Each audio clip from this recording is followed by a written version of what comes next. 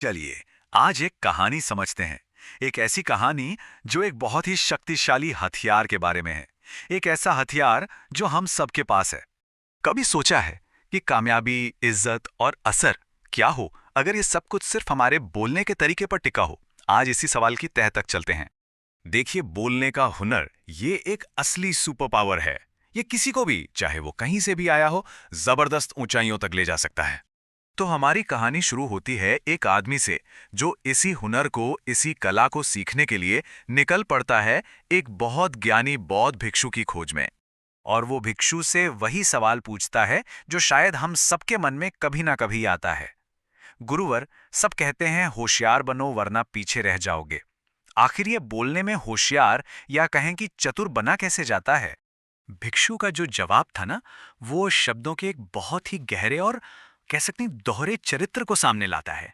और यही इस पूरी सीख की नींव है। भिक्षु एक कमाल का उदाहरण देते हैं।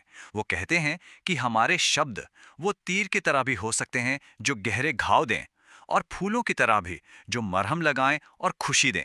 मतलब चुनाव हमेशा हमारा ही होता है। और ये ताकत कोई छोटी मोटी नहीं है। भिक्षु के मुताबिक ये इतनी बड़ी है कि ये किसी की पूरी जिंदगी बना या बिगाड़ सकती है, रिश्ते बना या तोड़ सकती है, और हाँ, यहां तक कि पूरी दुनिया को भी बदल सकती है। तो सवाल ये उठता है कि इस ताकत पर काबू कैसे पाया जाए? खैर, इसके लिए बौद्ध भिक्षु हमें 8 बहुत ही सीधे लेकिन उतने ही गहरे नियम बताते हैं। जी हाँ, पूरे 8 नियम। और ये ऐसे नियम हैं जो एकदम साफ हैं, प्रैक्टिकल हैं। मतलब कोई भी इन्हें अपनी जिंदगी में उतार सकता है। लेकिन उन 8 नियमों पर आने से पहले भिक्षु एक बहुत ही सिंपल सी सच्चाई याद दिलाते हैं जो अच्छी बातचीत की आपके लीजिए बुनियाद है। तो पहला नियम, कम से कम शब्दों में अपनी बात कहो। देखिए, दूसरों के समय की इज्जत करना बहुत जरूरी है। आज की भागदौड़ भरी दुनिया में साफ और छोटी बात कहना सिर्फ एक अच्छी आदत नहीं, बल्कि ये समझदारी की निशानी है। नियम नंबर 2 है, लोगों का दिल जीतो। और वो कैसे? पहले उनकी सच्ची तारीफ करो, फिर उन्हें वो सुनाओ जो वो सुनना चाहते हैं। और जब ऐसा होगा ना, तो वो खुद ब खुद वो करने को तैयार हो जाएंगे जो आप चाहते हैं। ये हमदर्दी की ताकत है। तीसरा नियम, और ये बहुत जरूरी है, पूरे आत्मविश्वास के साथ बोलो। भले ही आप कोई मामूली सी बात ही क्यों ना कह रहे हो। सोचिए, जब कोई भरोसे से बोलता है तो यकीन होता है, और जब कोई हिचकिचाता है तो शक पैदा होता है। शब्द वही रहते हैं, बस आत्मविश्वास पूरी कहानी बदल देता है।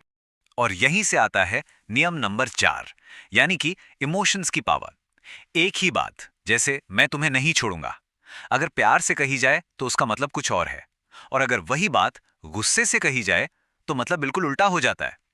सब कुछ इस पे टिका है कि शब्दों के पीछे एहसास क्या है। अच्छा, तो अब बचे आखिरी 4 नियम। नियम 5, बात करते हुए आंखों में देखो, इससे भरोसा बनता है। छठा, एकदम साफ और शांति से बोलो।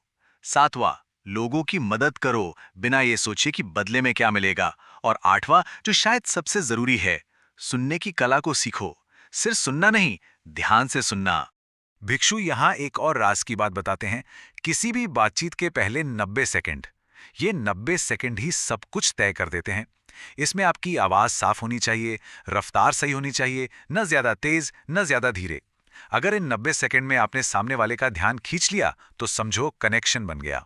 तो ये सारे नियम मिलकर हमें एक ऐसी समझ देते हैं जो चतुर या चालाक होने का मतलब ही पूरी तरह बदल देती है। असल में चतुराई से बोलने का मतलब ये नहीं है कि किसी को बेवकूफ बनाया जाए या अपना काम निकाला जाए। नहीं, इसका असली मतलब है शब्दों का ऐसा इस्तेमाल करना जिससे सबका फायदा हो और एक सच्चा सम्मान कमाया जा सके। एक विन विन सिचुएशन बनाना। तो आखिर में भिक्षु की ये सीख हमें क्या दिखाती है? यही कि शब्दों पर पकड़ बनाना सिर्फ एक स्किल नहीं है, ये तो एक तरीका है लोगों से जुड़ने का, उन्हें प्रेरित करने का और दुनिया में एक पॉजिटिव बदलाव लाने का। और ये पूरी कहानी हमें एक आखिरी सवाल के साथ छोड़ जाती है। एक ऐसा सवाल जो हम सबको खुद से पूछना चाहिए।